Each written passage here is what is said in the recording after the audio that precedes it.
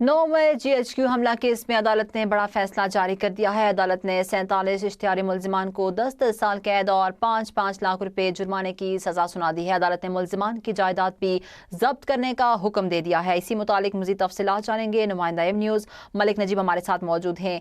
क्या तफसीलात हैं इस खबर से मुतालिक आपके पास? हाँ जी बिल्कुल, 9 मई GHQ हमला केस के मुतालिक इंसदार दाखिल करती रावलपिंडी अदालत के जज अमजद अली शाह की जानिब से जो है वो फैसला जारी किया गया है।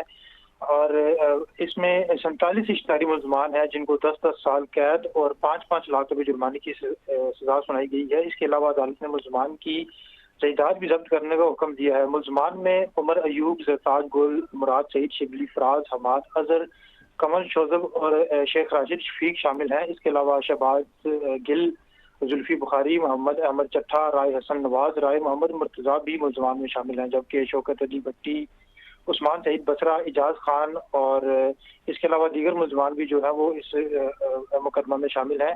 अदालत की जानिब से फैसला जो दिया गया है उसमें मजीद ये कहा गया है कि सजा पाने वाले मुल्ज़मान जो है वो 9 मई के वाक़यात की साजिश में मुलव्वस पाए गए हैं। JIT रिपोर्ट ने मुल्ज़मान को पुरतशद्दुद एहतजाज की मनसूबाबंदी में मुलव्वस करार दिया है। फैसले में मजीद कहा गया है कि GHQ gate, Hamza camp, army museum और 6 रोड मेट्रो स्टेशन पर हमलों में ये मुल्ज़मान मुलव्वस पाए गए हैं। और सजा पाने वाले मुल्ज़मान को 9 मई के वाक़यात की मनसूबाबंदी में मरकज़ी मुल्ज़िम करार दिया गया है।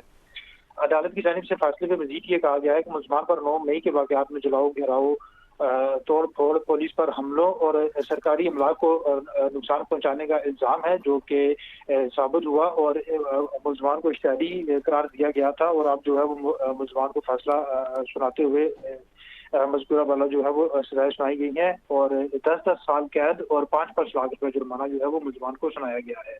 जी ठीक है मलिक नजीब, आपने अपडेट किया, शुक्रिया आपका।